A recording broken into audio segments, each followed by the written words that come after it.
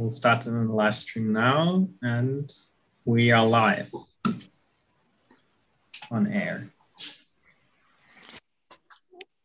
With that, a good evening. Start in the live stream now, and we are live. We are having our first English webinar this week. We have kind of having like a week where we concentrate on the financial market and how it influences climate change, how the banks and their investment behavior are destroying our planet. And this evening, we have Nick Bryer and Tonny Nowshin with us from 350.org. They're both are financial campaigners with them. I think Tony is I forgot the word. Not important. No, it is a great, you're going to have a presentation for us for around 35, 40 minutes. And afterwards, we're going to have a few questions, hopefully. On to Philip, who might fill in the gaps I have just left out. And then back to Nick and Tonny. So many gaps you haven't left out, but for all the audience, welcome also from my point. If you have questions, just write them in the YouTube chat, or also in German. Paul and I will translate them if they are in German, but also of course in English. And don't forget to like and subscribe at our YouTube channel for not missing up any other webinars. And now I think Tonny, Nick, you can start with your presentation. Maybe you can, for the beginning, introduce also yourself, because Paul and I will definitely left something out. Thank you, Paul. Thank you, Philip. So hi, I am Tonny Nowshin. I'm working with the 350 Germany team. And I'm also working a bit on the finance campaigns that 350 is running at the moment. I will quickly hand over to Nick to introduce himself, and then we will go into our presentation. Hi, everyone. Thanks for having us. I'm Nick. I'm based in the UK, and I'm probably the reason that this thing has had to be in English. So thank you. Thank you for patience and for my bearing with my lack of language skills. And for those who don't know, 350 is a campaigning organisation started about 10 or 12 years ago. Been really involved in particularly divestment campaigning. Now we work a lot on fossil fuel finance. We're based all over the world, working with communities and activists to take on the fossil fuel industry. So that's what we do. Thank you, Nick. And now we start with our presentation. I will quickly start screen sharing. Let me know if it's working.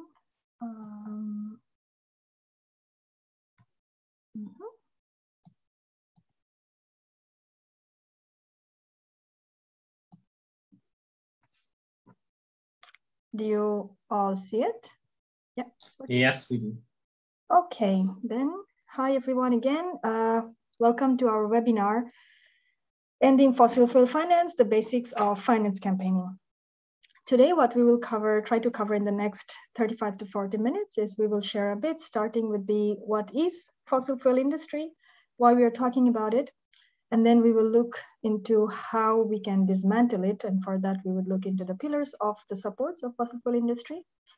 Then we will talk a bit about where do the banks come into all of this, what is fossil fuel finance.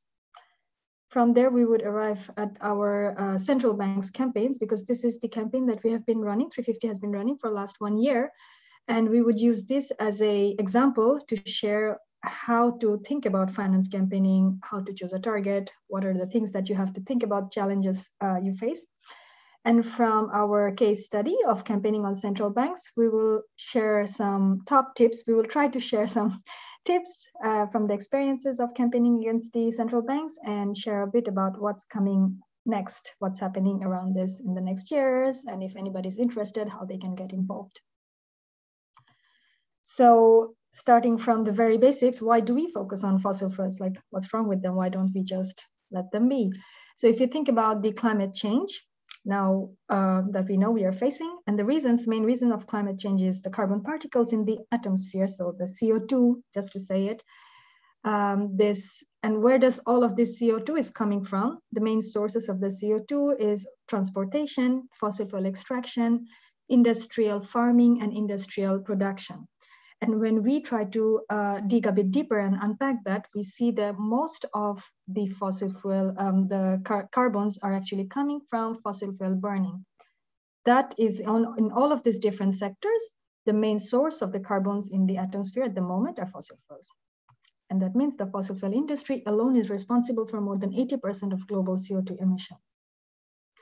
That is why we are bothered about them. So now when we're trying to tackle climate crisis, and then we realize that we have to then tackle the fossil fuel industry, but what actually is the fossil fuel industry? What does that really mean? So that it's kind of, yeah, they are the tar sands in Canada, the oil fields in the Middle East, the Arctic, drilling in the Arctics, and also the coal mine in Germany. There are communities that are close to these different mining sites of the fossil fuels who are directly being impacted by this extraction. But at the same time, the fossil fuel industry is also these shiny, nice buildings that you would, in first sight, you wouldn't think that they're harmful. They look quite nice. But at the same time, the problem is the whole industry is connected, and the finance that goes into these industries are also part of the fossil fuel industry.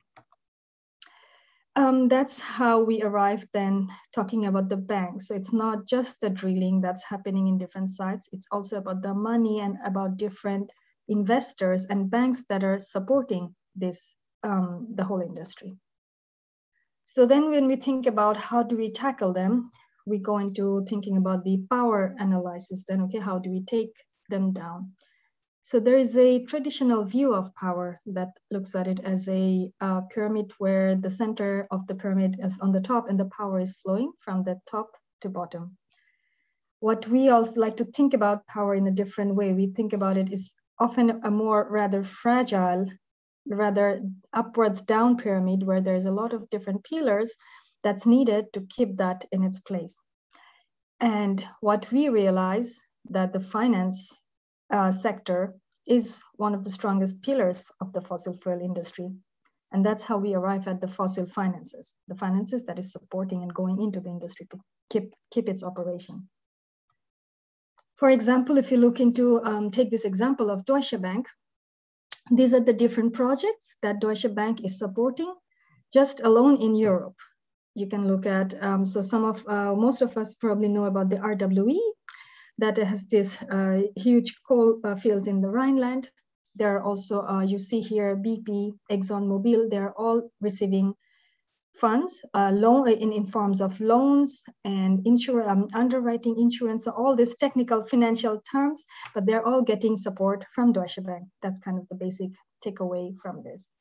So then if we try to cut support to the fossil fuel industry, what can we do? We can ask Deutsche Bank that they support, they don't fund specific coal mines. So we can say, go to them and say, hey, don't support RWE and let's take away your support from this coal mine in Grasweiler. What we could also do, we could tell Deutsche Bank that don't fund any coal, stop funding. It's not only just about Grasweiler or just not about Rhineland, it's about all the different coal mines that you're supporting. And what we could also do, we could tell them, don't fund any fossil fuels, stop your support to all of the fossil fuels. So this is about, we could go by project, or we could just go for asking to take away their money from one specific kind of fossil fuels. Or we could also just going for, we cannot support any sorts of fossil fuels from you. You must not do that. When we think about, at the moment when we're facing this climate crisis, and we all know we are kind of running a bit against the time, and we need really drastic changes. And for that, we think we might be a little bit, so we might need to think about really a bit bigger and for a system change. And when we think about system change, how do we make it? So maybe many of you have heard we can think about these private financial institutions as a herd of sheep, and they follow they lead, they move, like they look at the others, what others are doing, and then they kind of try to follow those examples. And so there needs to be certain sheep that are kind of deciding that, yeah, we cut our own ties with the fossil fuels, then the others might follow. But at the same time, what we could also do, we could change the whole rules of the financial systems. And that's where the shepherd dog comes in. And this is where we could also target the dog who's kind of regulating the sheep and change the rules of the financial system and kind of demand for a faster, drastic system change that we need at the moment. And we can try to go for that. And that's where the central banks come in. For the next part, I will hand over to Nick, where Nick will start talking about then what are the central banks and how do we campaign against them. Cool, thanks, Tony. So central banks, as the name implies, are at the center of the financial system, and particularly the banking system. So people might have heard of the European Central Bank, which is based in Frankfurt. They might have heard of the Bundesbank, which is the German National Central Bank, also based in Frankfurt. You might have heard of the US Fed, Federal Reserve, or the Bank of England. Basically, every country has its own central bank. And central banks are supposed to be independent. They are very proud of being politically independent. They're not part of the government. At the same time, their leaders are usually appointed by the government, and there's some level of accountability. So they might have to appear before Parliament every year and report back on what they're doing, for example. So they're an odd one. They are a public institution. They are democratically accountable in some ways, but they're also independent of that. And their job is mainly to protect the financial system, to keep the economy stable, to make sure that it doesn't all come crashing down in the way that it did in 2008, for example. So they do that by trying to control things like inflation.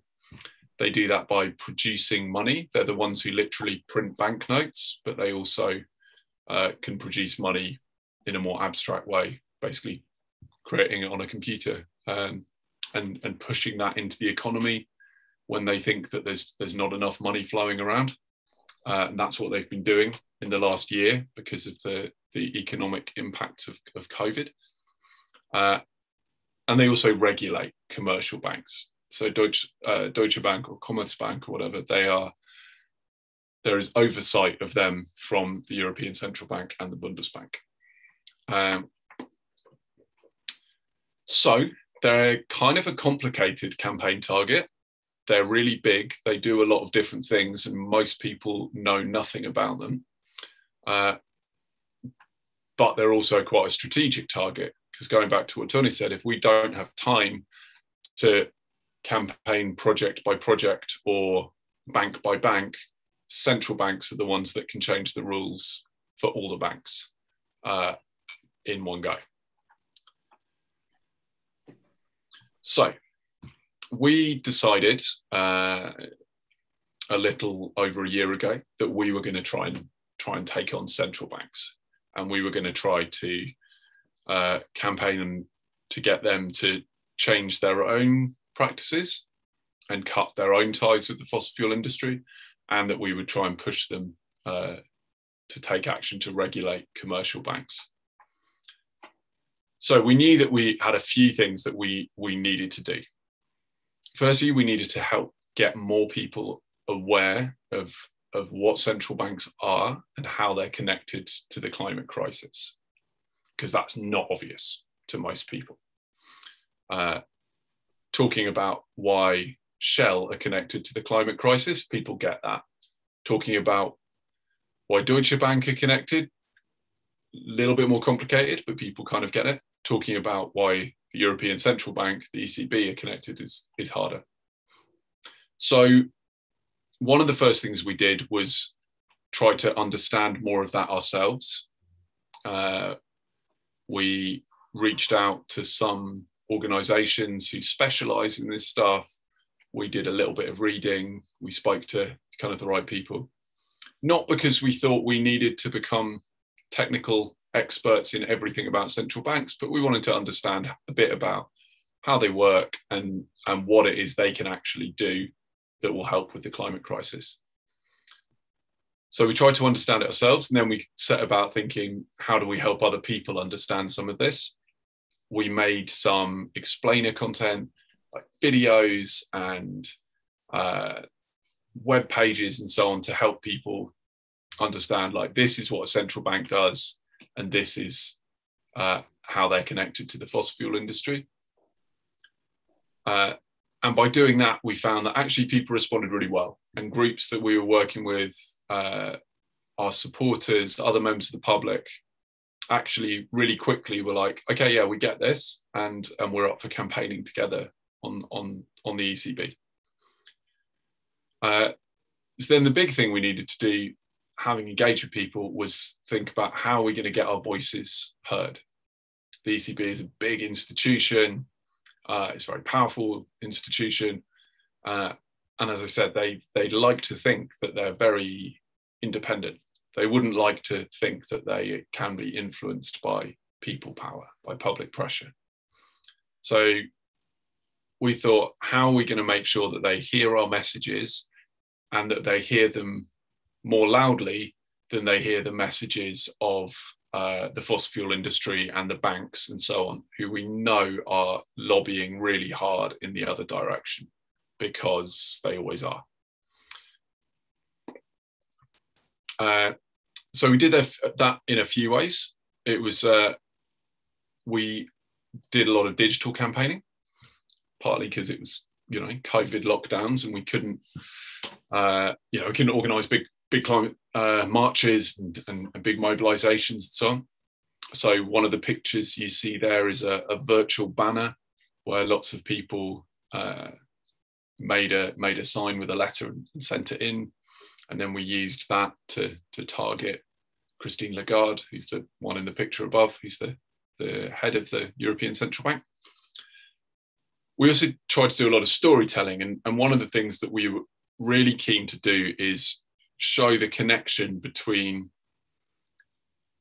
the European Central Bank, the fossil fuel companies that they are directly or indirectly supporting, and then the impact that those companies are having around the world.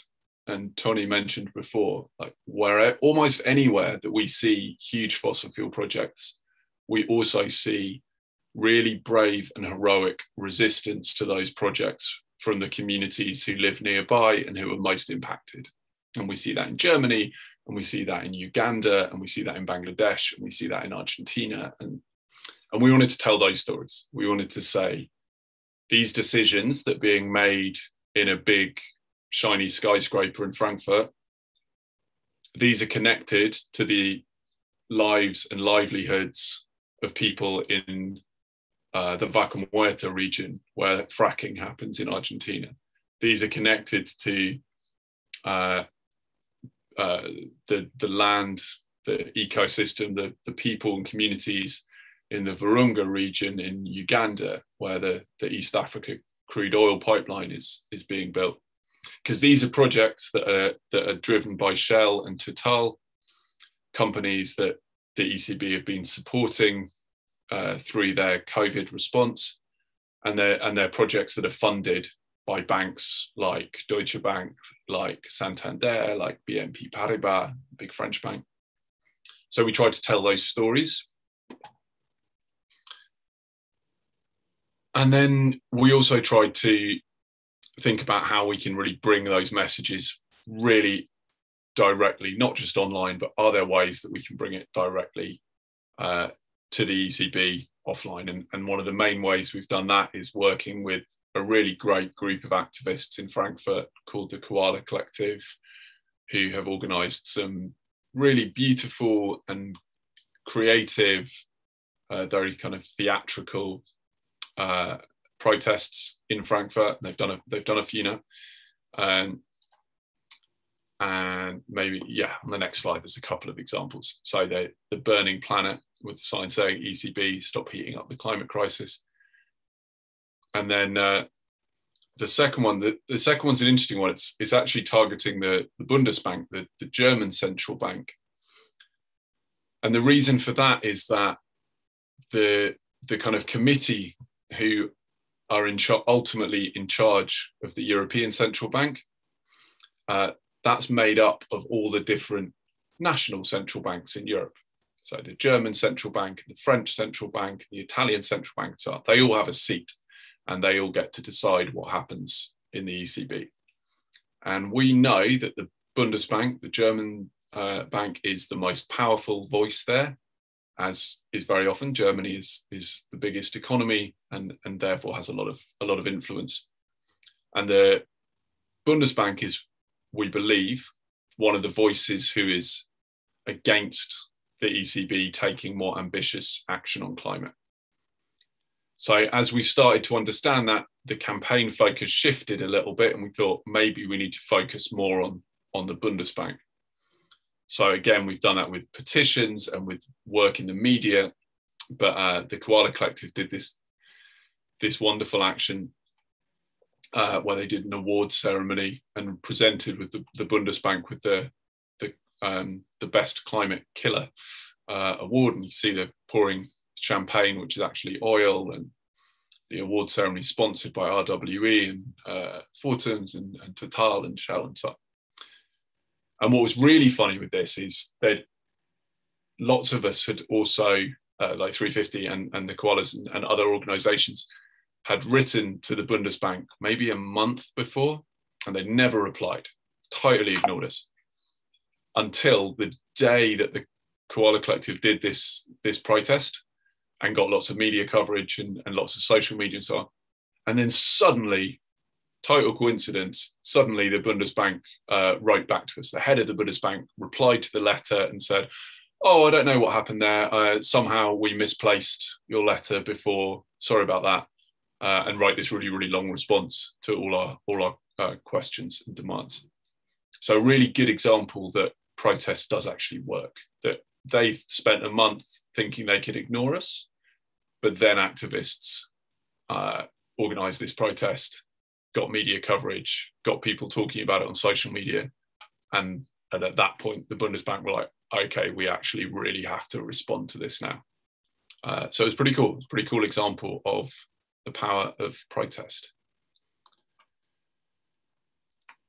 So lots of things have been going quite well with this campaign.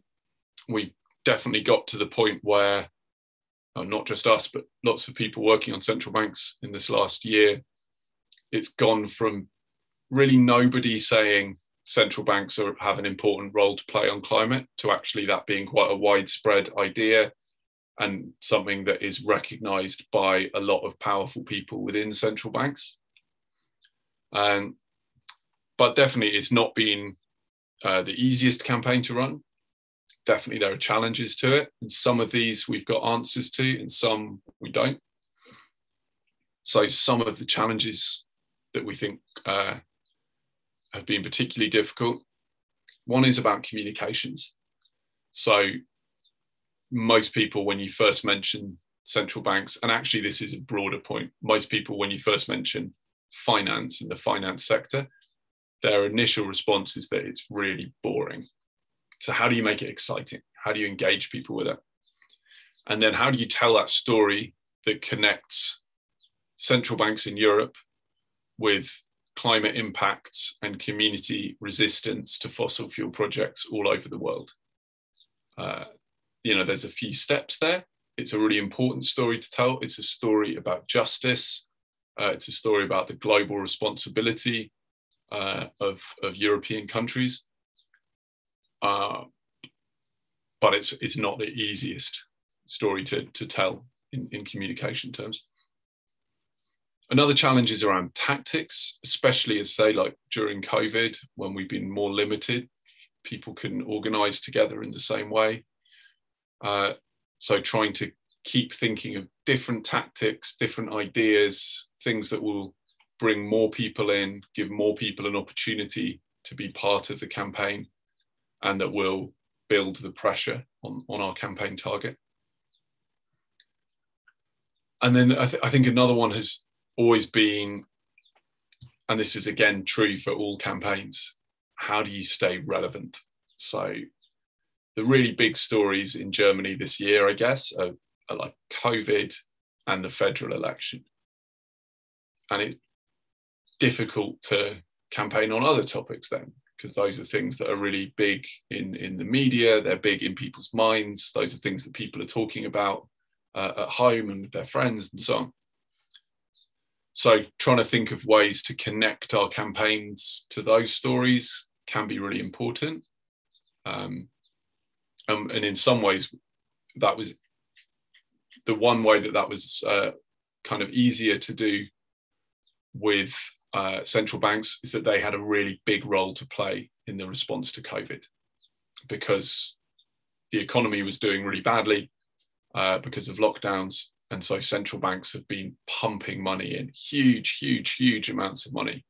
We think the ECB in different ways will pump 5 trillion euros. So a trillion is an almost unimaginably big number. I mean, that's like bigger than the economy of Germany.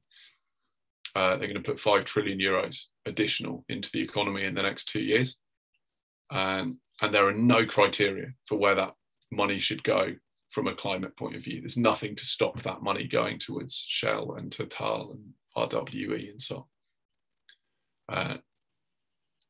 And that's money that obviously should be going into public health systems, into green jobs, into, you know, the things that we really need, both to address the impact of COVID and to address the climate crisis and to address much longer term issues of social and economic inequality. And so we face a lot of crises, but there's also a lot of opportunities. And again, an important story for us is that central banks can play a role in creating those solutions, as well as you know, instead of driving the problems, which is what they're doing now.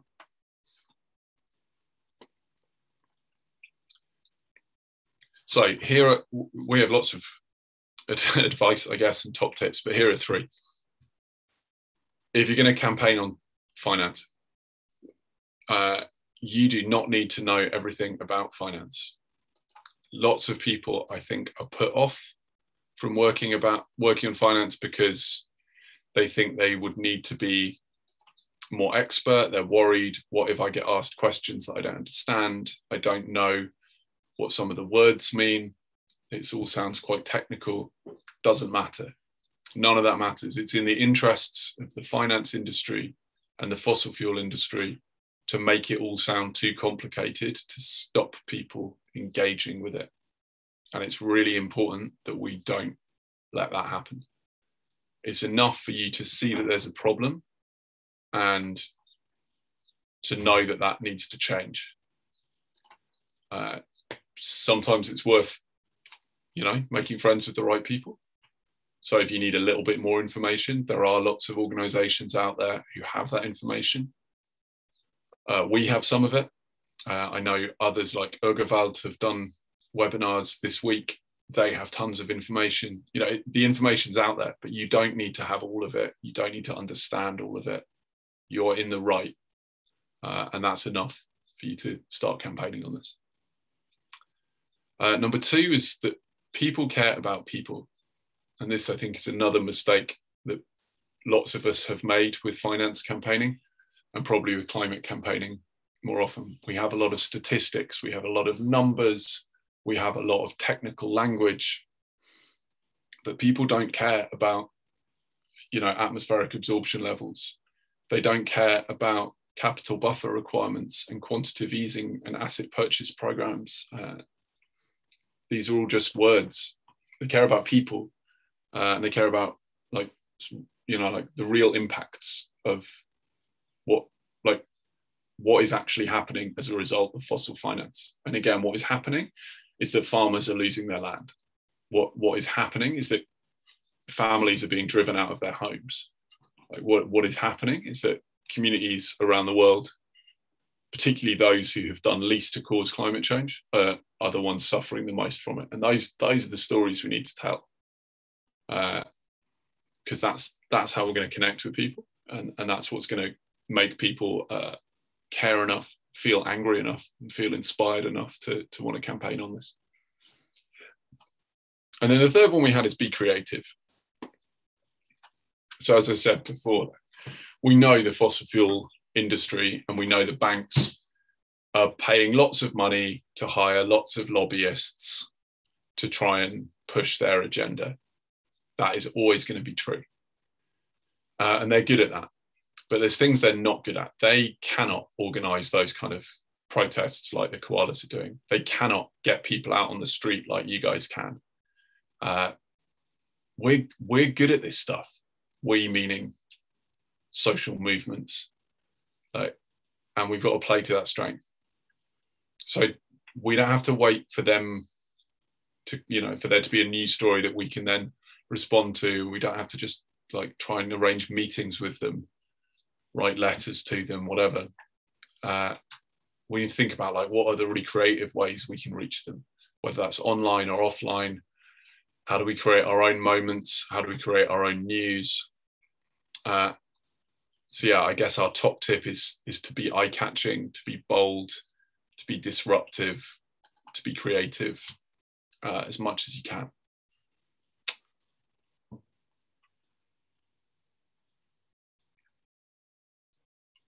And then just lastly from us, and then we'll wrap up. A couple of things that are happening these next few months, which you might be thinking about already, or you might want to think about as processes or moments where it might make sense to talk about fossil fuel finance. So one that we're focused on is the European Central Bank are doing this big, massive strategy review. They haven't done it for 16 years, so this is kind of a big moment. So we're trying to influence that.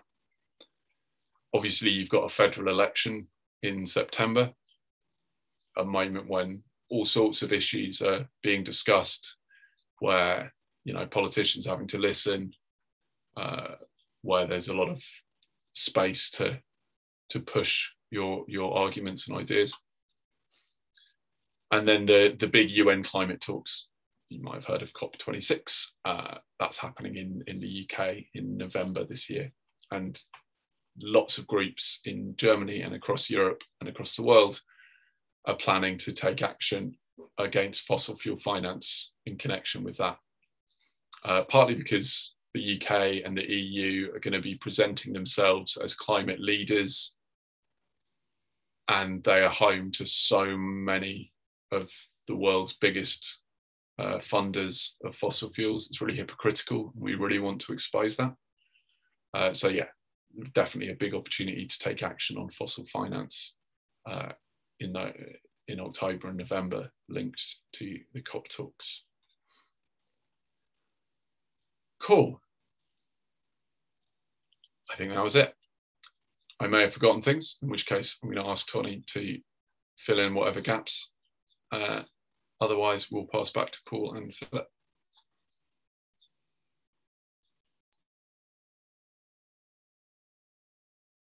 So it was really, really interesting. We got some questions already. I would start with the first one, if Tonny doesn't have something to add to Nick. Okay. The first question we got is how and where we can target these kind of very important central banks. Is there a specific point or weakness where we can target them? Because you've said they are political independent, but can we target them somewhere?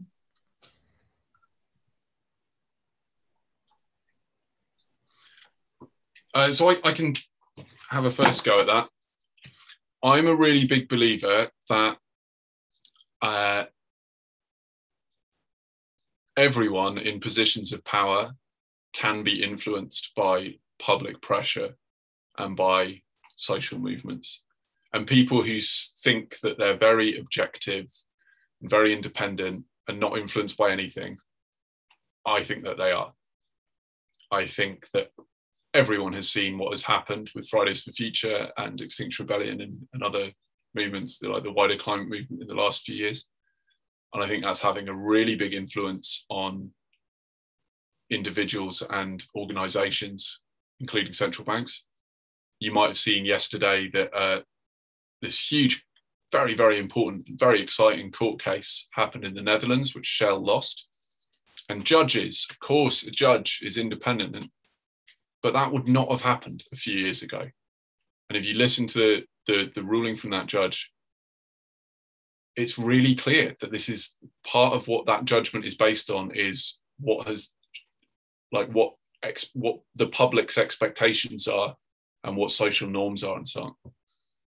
So the more we build pressure, the more that people see people taking to the streets demanding that public money doesn't go to the fossil fuel industry, that central banks step in and do their job to regulate like really reckless, dangerous private banks. Those messages do get heard, and they will get heard.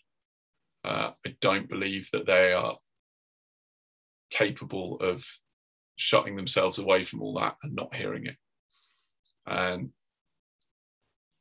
I also think they are trying to find ways to connect with like European publics more.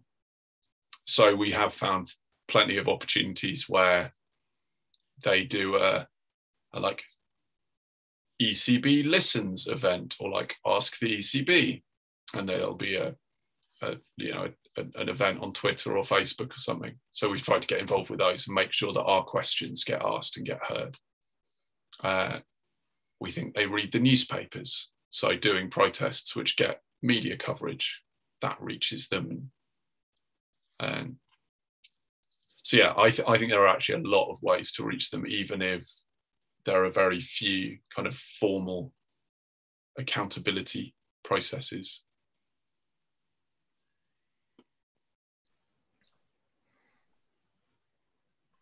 I want to add to that just a little bit, or kind of expand a bit. One thing, the advantage with these banks are that they take pride in their job, like being neutral. They are also very much behind. So they are not, one of the biggest differences, they are not working for profit. So the private banks, they're all working for profit, and they will always be caring more about profit. So pushing them, of course, in one side that gives advantage if when you think about campaigning against a private bank, that they are afraid of their reputation. So if a lot of people are saying, hey, I want you to not invest in fossil fuel. If you do, I will take away my account from you, or shareholder activism, or targeting their annual general meeting. So that is one advantage that we have when thinking about private banks.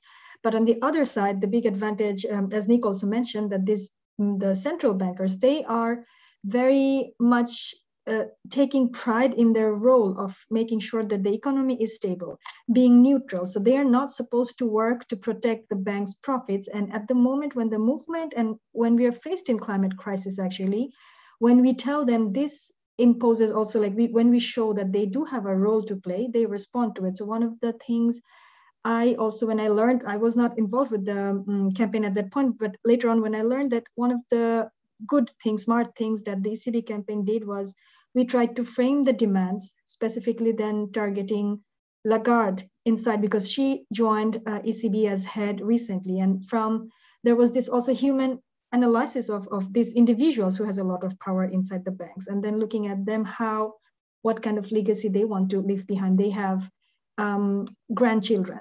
They're also realizing the climate crisis is there. So kind of then really placing the message, again, putting a human face. So we did not try to talk to them. So it was a nice combination. There was one part talking to in policy language as well. There was our other colleagues, other partners who are very good at that. But what was also powerful to really appeal from this human side, that you have a responsibility and this is your legacy. You have the power, and we're facing this climate crisis. Do you not want to play a role in this? And it was similar with the Bundesbank head, Jens Wiedmann as well. Like for him, he takes a lot of pride in being a good central banker. And I think one of the smaller things that when we kept pushing, even 2 years ago, it would be maybe unimaginable that the central banks are saying that, yeah, we acknowledge that the central bank has a role to play. But what is already coming out, what we get already from the responses, the letters that they're giving us, they're already starting to say that, yes, the central banks have a role to play. That's already a big shift. And that also shows the power. So it was not done. So of course, there is a combination, but looking for these hooks or this kind of finding this human aspect and kind of trying to approach and link that, I think that is also another. So when we are targeting them and kind of trying to reach through them, trying to reach through also that human side and finding a strong, like based on our moral ground, kind of standing strong on the ethical ground that we have and demanding that is very strong. So I think this will be a good takeaway as well. We had, like 2 days ago, we had Gerhard Schick here. I don't know if you know him. He's from a collective called Finanzwende. But we talked about how democratic is the financial market, and came on the talking point of if you, where do you want to shift the central banks? For example, he brought in the idea of probably not, probably the question is, where would you want, or how would you want the European Central Bank or central banks in general to act? Because they can have like sanctions on bad banks, on banks that are destroying our planet, are funding the destruction of the planet. But he also had like the idea of probably taking having a catalog and saying that it is easier to fund, or like you're going to get on better terms if there's like if you have like an environmental friendly project. So where would you want to push a central bank? Where do you think there's like the difference they can make?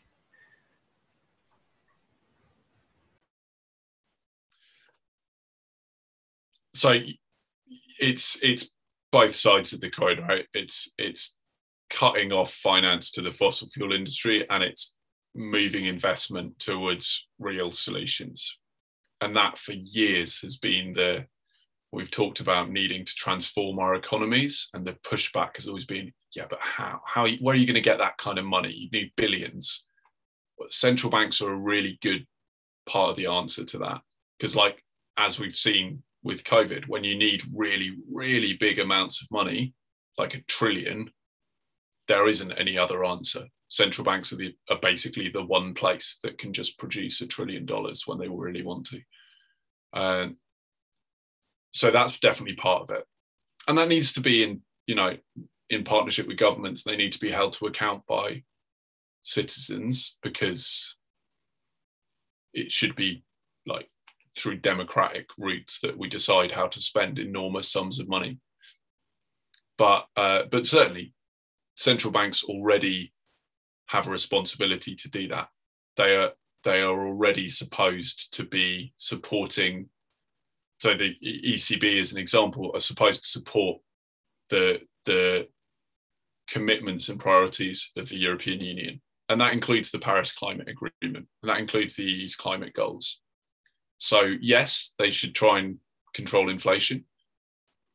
But if they are allowing either their own money or money from the wider financial center to flow into fossil fuels, then that is going in the exact opposite direction than the European Union have said that they want to go and have committed to going.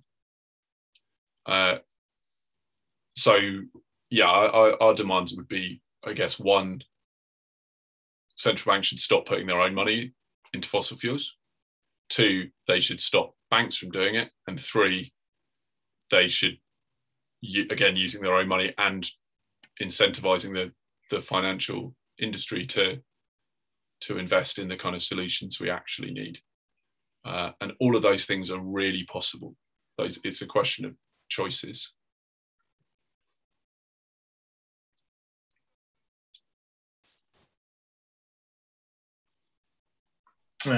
Tonny, do you want to add something? Okay. So the next question we've got is, you've talked already about that ruling of I think it was the International Criminal Court. You can correct me if I'm wrong with that in a few seconds. About Shell. As one of the biggest polluters of the atmosphere with CO2 emissions and all that stuff going along with that. Now, the question is, do you think the Shell court ruling will affect the financial market? And if yes, in what way?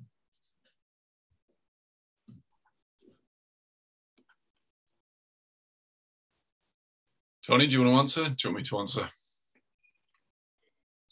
I can start and you can add on. So I think, but this here, it's more coming from, not from the finance campaign, but also a bit from my past studies, being a student of economics and all that. So I feel that because the court clearly demands Shell to cut its emission to 50% by 2030, that means Shell would need to reduce its activity drastically. And that definitely means that if for a company, from a shareholder side, I would imagine that I would look at it and think, oh, this company is in trouble, clearly not a profitable investment at all. So from that perspective, I could imagine that the money that's now flowing to Shell should stop. Like it would be very intuitive from the shareholder side. It's a big signal that this is not a profitable share to keep holding on. So that should already be like move away money, and that would also mean, so if these are all this signal that the finance market usually works on, and kind of try to decide where they should put the money in the future. So in that regard, it's a clear signal that this is kind of the end, or at least going down a very bad path. So that would mean probably it would also impact other shareholders that are holding similar assets for other big fossil fuel companies. So that would be my intuitive hunch for regarding, like, to specifically answer that, what would be the implication of this to the finance market of this ruling. Yeah, Nick, what do you think, and what would be your? Yeah, I agree with all that. Shell's share price has done really badly this week as a result, but I think we'll see the same for other fossil fuel companies. People will realize that this is going to happen. Like, it's a question of when. And I think financial investors, banks, investment companies and so on will start to think, is it better to get out now or is it better to wait? But if we wait and then those companies, you know, if it's not a gradual decline, if we wait too long and then it's a very sudden decline, then we go bankrupt. So I think that we will start to see more and more investors saying that this is a mistake and we want to get out now and start investing in things which have a longer term future. And I think it's very useful to have things like court cases. You know, that's not activists, it's not campaigners. I think it's, as I said before, I think it's a result of activists, campaigners. But this is a judge saying this, right? In the same way, there was this thing called the International Energy Agency, and really originally set up to maintain the fossil fuel industry many decades ago. But they are very, very influential. And they said the other day there needs to be no new investment in fossil fuels. And again, that I think will have a big impact on fossil finance and on commercial banks, central banks, insurance companies, and so on, because they've all used International Energy Agency reports before to provide an excuse for their continued investments.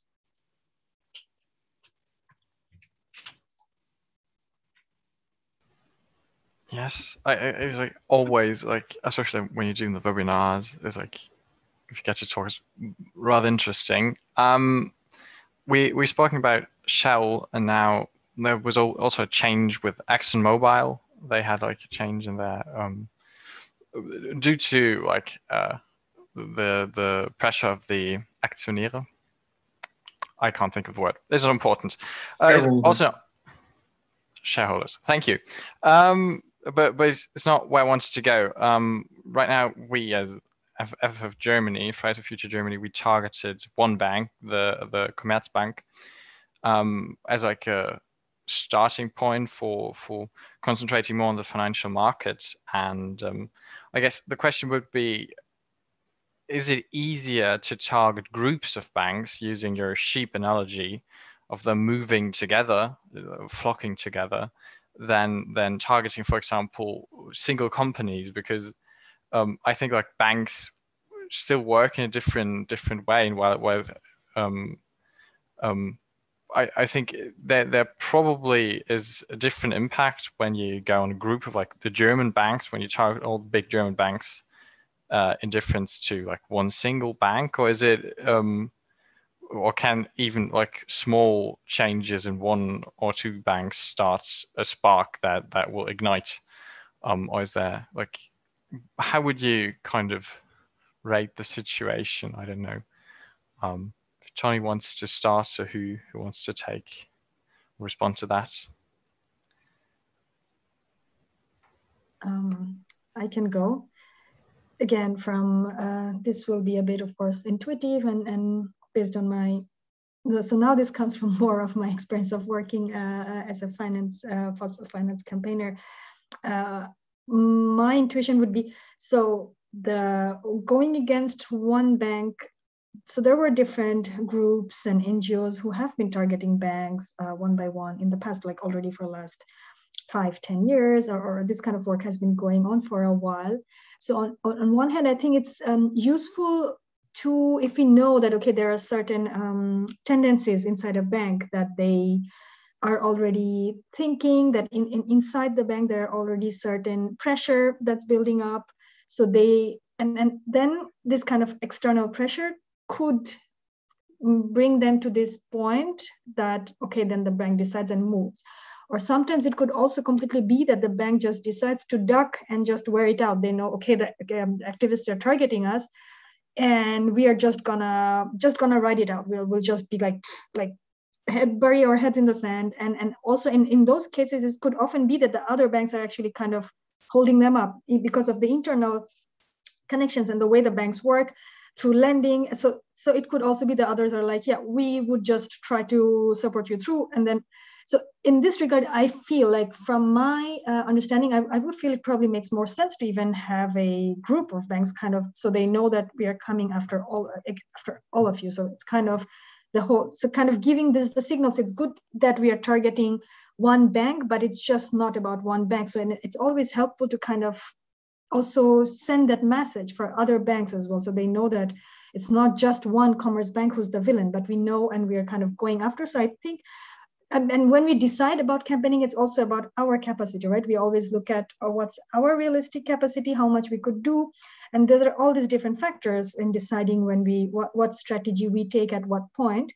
But so my intuition would be based on, of course, the research, the internal information we have, and on all of these points, it's still probably always good to have a bit of a broader umbrella where the position is we are going after finance sector and these are our demand. And for this time being, we are choosing this one iconic bank. So in terms of positioning, I would say for a movement, especially for a broader movement like Fridays, it's that it's always clear that it's not just about one commerce bank who is bad, but it's about the whole financial sector needs to do better. And for this time being, we are choosing commerce bank, but we are coming after you as well, Deutsche Bank, da, da, da. So I would say this kind of positioning and narrative is more helpful, or kind of the right positioning. So that's my opinion.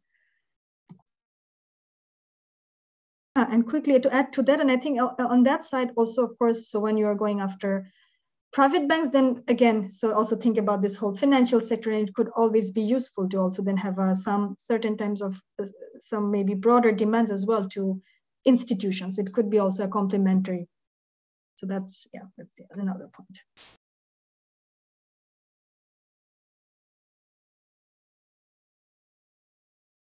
Nick, do you want to add something here?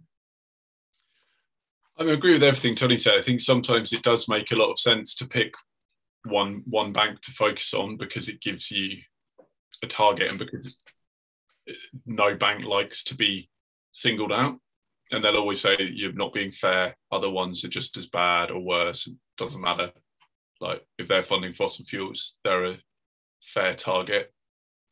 But it's good to find ways to say, you know, in your messaging, this is about the whole system, and this is stopping this bank is one step, but ultimately we need a financial system that is not all about profit at any expense, and that actually, you know, serves society.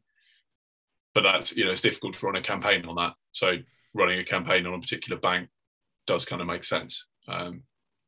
But just in the same way that, you know, if you stop Shell, you still have Total. If you stop Total, you still have BP. If you stop BP, you still got RWE. You know, so we run campaigns against any one of them, but really we want to change the whole system.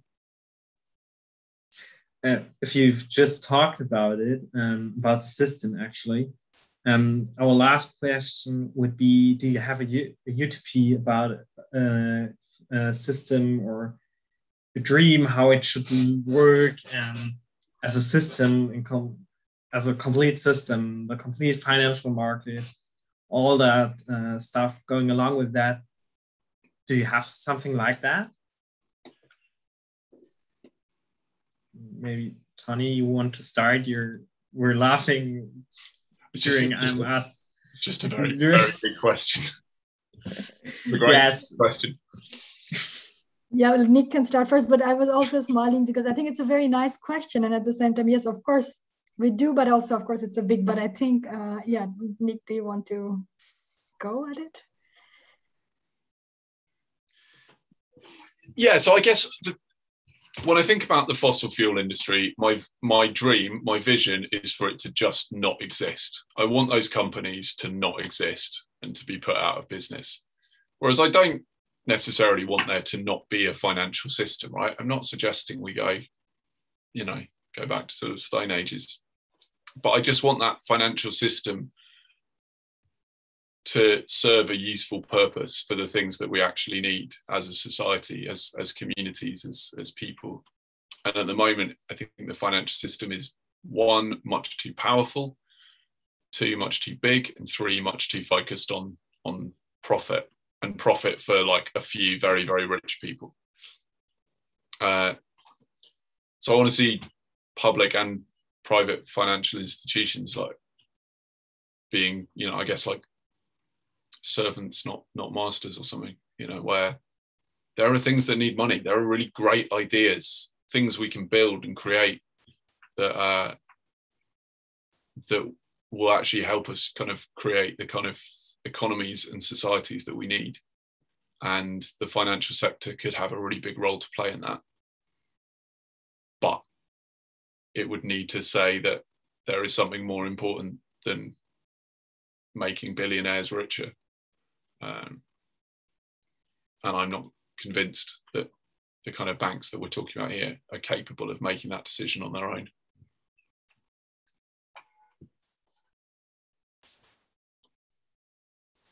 Yeah, that was already very beautiful and to the point.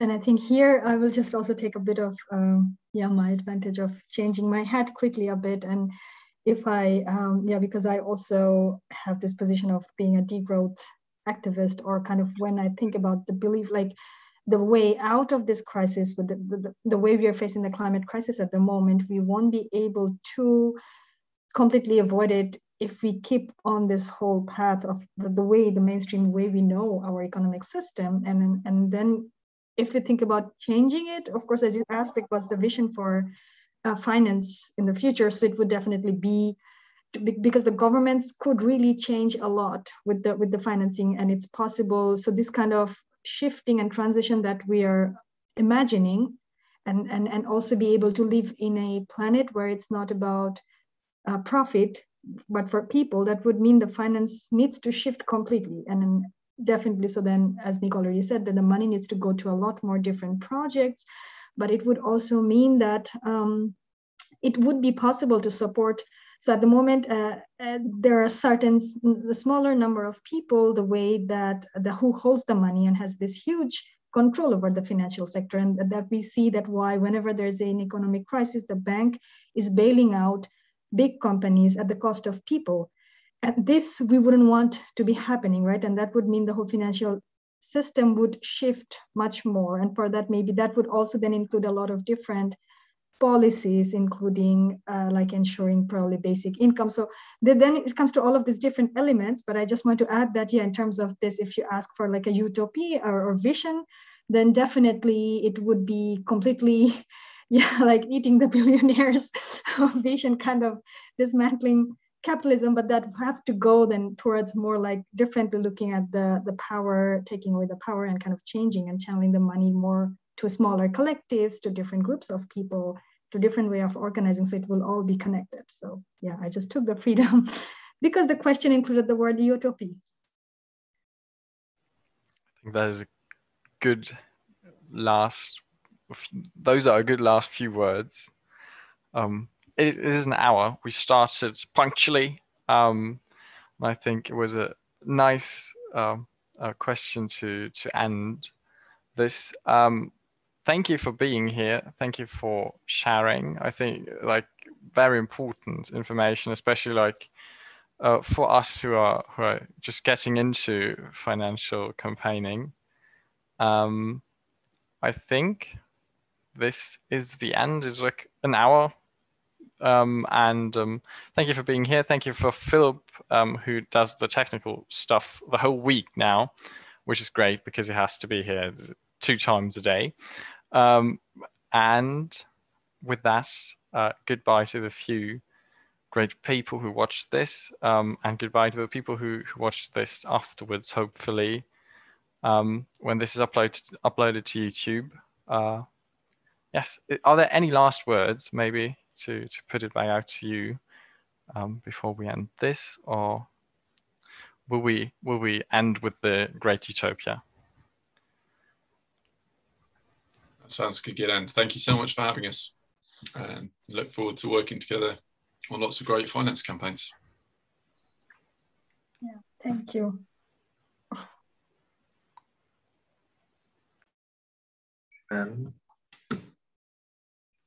Don't forget to like and subscribe to our YouTube channel.